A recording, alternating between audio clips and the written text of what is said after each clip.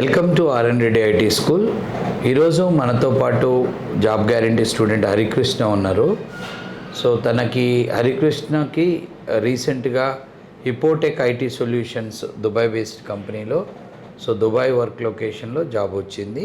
So ఇంతకుముందు ఈ కంపెనీలో మన స్టూడెంట్స్ ఇద్దరు సెలెక్ట్ అయ్యారు. వాళ్ళు ఆల్రెడీ దుబాయ్ ట్రావెల్ చేసి వర్క్ చేస్తున్నారు. ఇప్పుడు ఈ బ్యాచ్లో ఈ డ్రైవ్లో ముగ్గురు సెలెక్ట్ అయ్యారు. అందులో హరికృష్ణ ఒక 2 months వాళ్ళు వర్క్ ఫ్రమ్ హోమ్ ఇచ్చారు. 3rd month అట్లా వాళ్ళు ట్రావెల్ చేసి దుబాయ్ హెడ్ ఆఫీస్లో అక్కడ రిపోర్ట్ చేయబోతున్నారు. So Harikrishna, introduce your self. Yes sir, my name is Harikrishna. I am from Vijayawada. I have completed BTech Civil Engineering in 2020. BTech civil engineer అయిపోయిన తర్వాత నేను యాక్చువల్గా జాబ్ చేశాను సైట్ ఇంజనీర్గా, స్ట్రక్చర్ ఇంజనీర్గా. చేసినాక యాక్చువల్గా సివిల్లో అంత గ్రోత్ ఉండదని చెప్పేసి నాన్నగారి ప్రోత్సాహంతో నేను ఐటీ అయిపోద్దామని చెప్పేసి అనుకున్నాను. అంటే ఇప్పుడు నువ్వు బీటెక్ డిప్లొమా అయినాక జాబ్ చేసావు? ఎస్ సార్, డిప్లొమా అయిపోయాక BTech cum job 2 at a time చేశాను సార్. జాబ్ చేస్తూ బీటెక్? Yes sir. బీటెక్ ఎక్కడ చదివావు? BTech Nova group of engineering college sir, Ibrahimpatnam sir. Hyderabad? No sir, Vijayawada దగ్గర. విజయవాడ. Yes sir. తర్వాత బీటెక్ అయిపోయాక 2 years నేను జాబ్ చేశాను sir. Civil 3 years almost. So almost నువ్వు బీటెక్ చదువుతూ జాబ్ చేసావు. బీటెక్ అయినా నాకు 6 years ఎక్స్పీరియన్స్ సివిల్లో. సివిల్ ఏంటి రోల్ ఏంటి అసలు? Role structure engineer sir. Yes sir. ఎలా ఉంటుంది సివిల్లో శాలరీ గ్రోత్? శాలరీ గ్రోత్ అంటే టైం పడుతుంది సార్. అంటే ఎక్స్పీరియన్స్ వచ్చే కొద్దీ గ్రోత్ అనేది ఉంటుంది సార్. బట్ మంచి ప్యాకేజ్కి వెళ్ళాలంటే చాలా టైం పడుతుంది సార్. సో తర్వాత ఐటీకి మీ ఫాదర్ గైడ్ చేశారు? ఫాదర్ గైడ్ చేయడం వల్ల నేను ఐటీకి వచ్చాను సార్. హైదరాబాద్ వచ్చాను సార్. వచ్చేసి ఆల్మోస్ట్ 1 week 10 days హైదరాబాద్ మొత్తం తిరిగాను sir.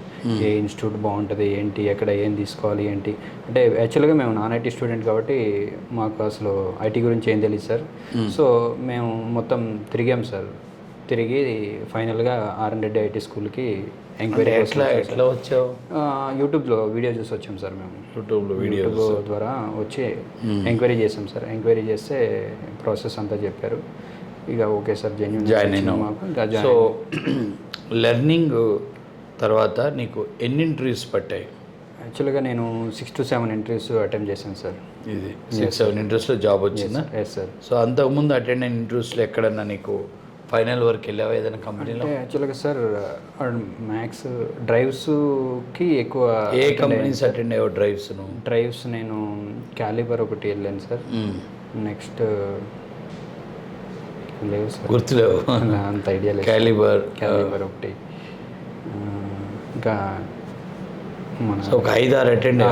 Okay, very good. Okay, so టోటల్గా ఈ యొక్క లెర్నింగ్ అంటే కోర్స్ నడుస్తున్నప్పుడు మన యాక్టివిటీస్ ఫుల్ డే ఉంటుంది. Yes sir. Full day seminar program ఉంటుంది, మాక్ ఇంటర్వ్యూస్ ఉంటాయి. Yes sir. సో ఈ ఫుల్ డే ప్రోగ్రామ్ నీకు ఎలా అనిపించింది? యాక్చువల్గా ఇది బెస్ట్ సార్. ఎందుకంటే ఒక నాన్ ఐటీ స్టూడెంట్కి బెస్ట్ రిజల్ట్ వస్తుంది సార్. ఎందుకంటే కంప్లీట్గా నాన్ ఐటీ స్టూడెంట్కి ఒక అవగాహన అనేది ఉండదు. సో మాలాంటి వాళ్ళకి చాలా యూజ్ఫుల్ అయింది సార్. ఒక 2-3 ఇంటర్వ్యూస్కి కొంచెం బాగా ఫీర్ అనిపించేది సార్. తర్వాత ఎప్పుడైతే ఈ సెమినార్ ఈ యాక్టివిటీస్ కొంచెం మేము యాక్టివ్గా పార్టిసిపేట్ చేసామో, ఆ తర్వాత మేము ఇంటర్వ్యూస్కి అటెండ్ అయ్యేటప్పుడు మేము చాలా మంచి ఇది ఉపయోగపడే యాక్టివిటీ. కానీ ఒక నార్మల్ స్టూడెంట్ అంటే ఒక టైం పాస్ స్టూడెంట్ ఈ ప్రోగ్రాంలో ఉండగలుగుతాడా? లేదు సార్, ఉండలేడు సార్. అది ఉండలేడు సార్. సీరియస్గా ఉన్న స్టూడెంటే ఈ యొక్క ప్రాసెస్ని ఫాలో అవుతాడు సార్. ఇప్పుడు ఒక స్టూడెంట్కి తనకి కూర్చునే ఓపిక లేదు. ఉండదు సార్. మార్నింగ్ టు ఈవినింగ్ ఇప్పుడు 9 to 6 ఇక్కడ ఉండాలంట నేను. Yes sir. చాలామంది ఏమంటారు 9 to 6 ఇంతసేపు ఎలా ఉండాలి అంటారు. Yes sir. సరే, మనం ఏదైనా ఉద్యోగం తీసుకుందాం, రేపు జాబ్ వస్తుంది. 9 to 6 కాదు, 9 to 9 ఉంటారు, 9 to 2 ఉంటారు, 9 to 4 ఉంటారు. ఇప్పుడు ఇక్కడ 9 to 6 కూర్చోలేనివాడు రేపు జాబ్లో 9 to 6 కాదు 9 to 9 ఎలా పనిచేస్తాడు? అవును సార్. కాబట్టిగా అది అంతే కదా. Yes sir. సో కాబట్టి college life is different, job life is different. ఆ మధ్యలో ఉన్నది అంటే ఆల్మోస్ట్ ఇండస్ట్రీని ఇంట్రడ్యూస్ చేస్తున్నాం మేడం. Yes sir. ఒప్పుకుంటావా? అవును సార్. ఇది ఒక మినీ కంపెనీయే. ఒప్పుకుంటాను సార్.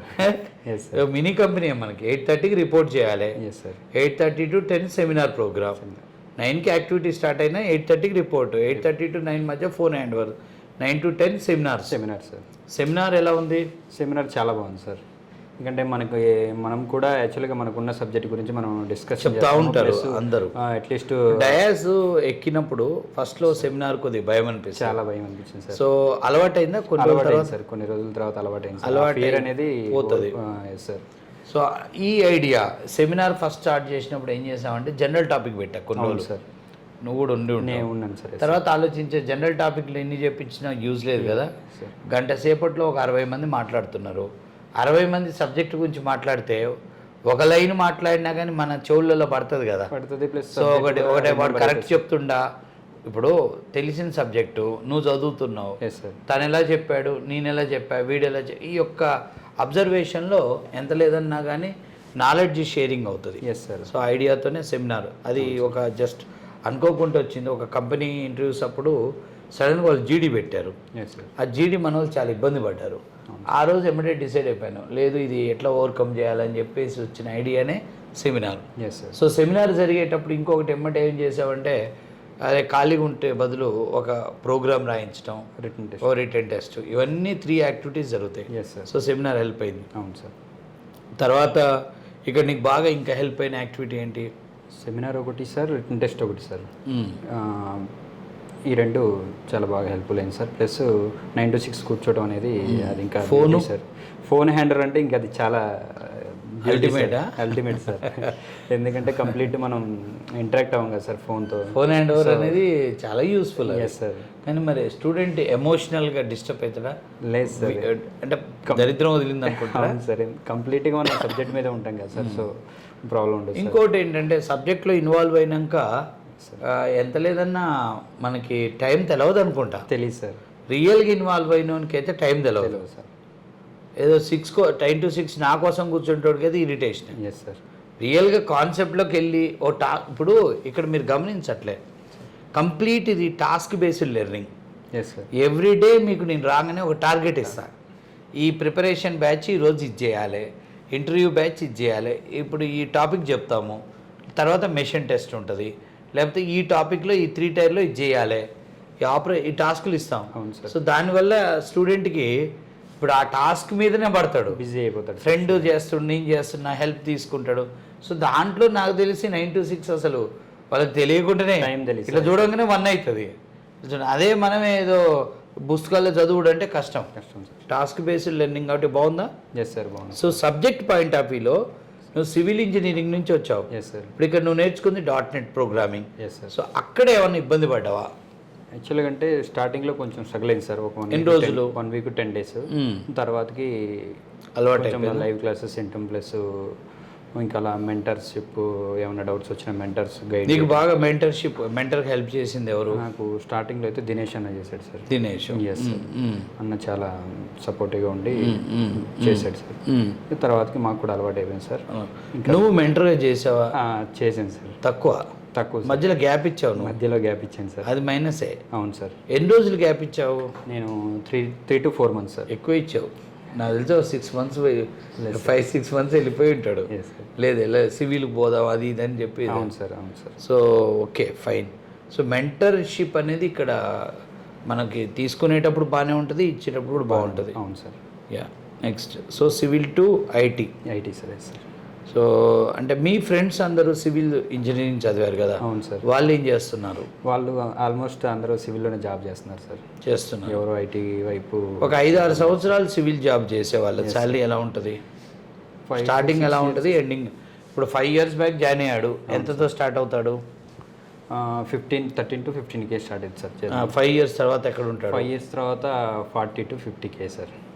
అదే ఐటీలో ఒక 5-6 yearsలో ఈజీగా రీచ్ 1.5 lakh మినిమం. అది తక్కువ. సో హ్యాపీయా? Yes sir. చాలా. సో ఏమనిపించింది టోటల్గా? ఇప్పుడు నువ్వు ఒక యూట్యూబ్ వీడియో చూసి వచ్చావు. Yes sir. సో ఇక్కడ యాక్టివిటీస్ ఇవన్నీ చూసావు. పాజిటివ్ వింటాము, నెగిటివ్ వింటాము. మన క్లాసులు జరిగేటప్పుడు పక్కన స్టూడెంట్ ఒకటికి నచ్చుద్ది, ఒకటి నచ్చదు, బాగుందంటాడు, బాగలేదంటాడు.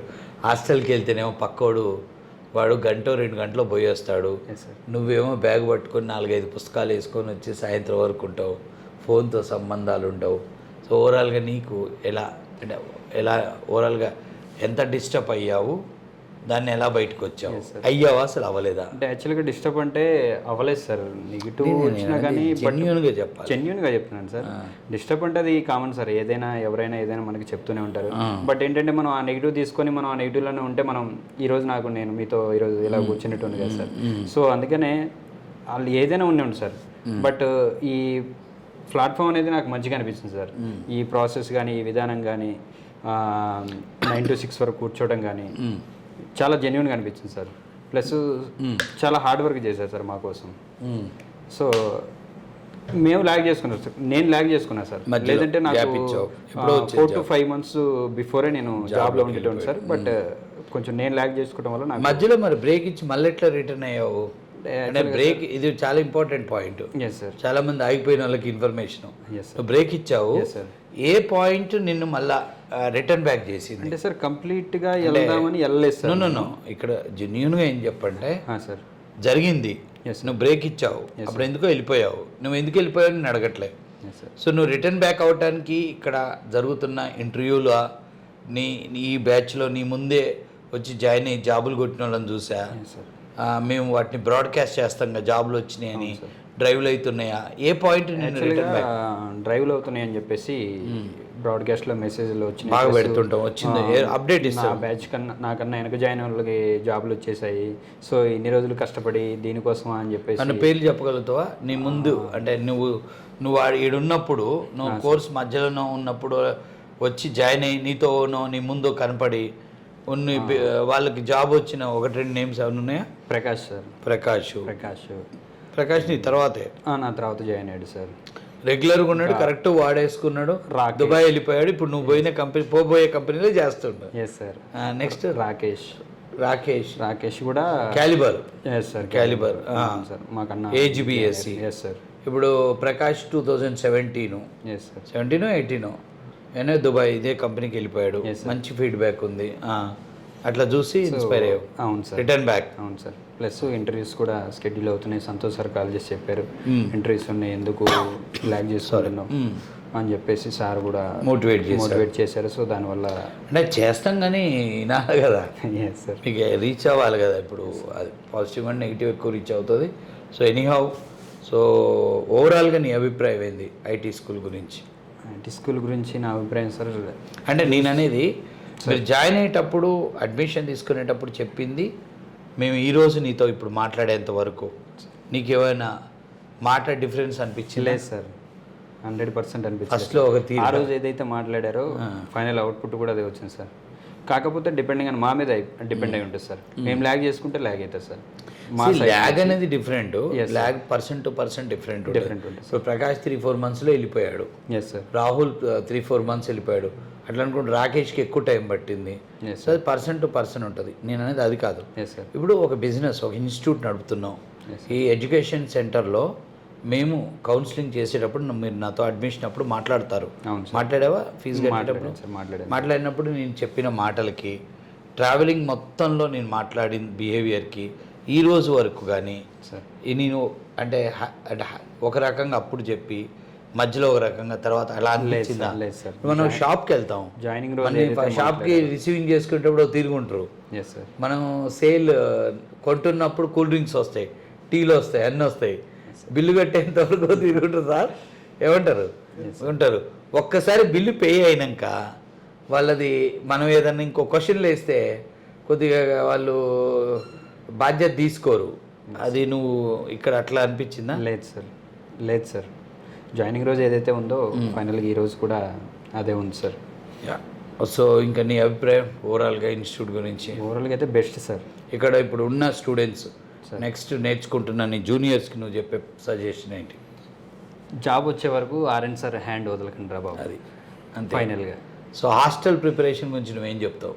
హాస్టల్ ప్రిపరేషన్ చాలామంది హాస్టల్ నుండి చదువుకుంటాను మేము, డ్రైవ్ ఉన్నప్పుడు వస్తాం అని చెప్తారు. దాని అభిప్రాయం? వేస్ట్ ప్రాసెస్ సార్ అనేది నా అభిప్రాయం అయితే. అది దానికి మించిన వేస్ట్ ఇంకోటి లేదు సార్. లేదు, ఎందుకంటే టైం వేస్ట్ అయిపోతుంది సార్. అక్కడ ఉంటే కంప్లీట్గా మనం ఏదో అనుకుంటాం సార్, చదవాలని చేయాలని అనుకుంటాం. బట్ అది పాసిబుల్ అవ్వదు సార్. ఏదైనా ఉంటే ఇన్స్టిట్యూట్లోకి రావాలి, కూర్చోవాలి, చేసుకోవాలి సార్. అప్పుడు మనకి మంచి అవుట్పుట్ అనేది వస్తుంది sir. Okay, all the very best. Thank you sir.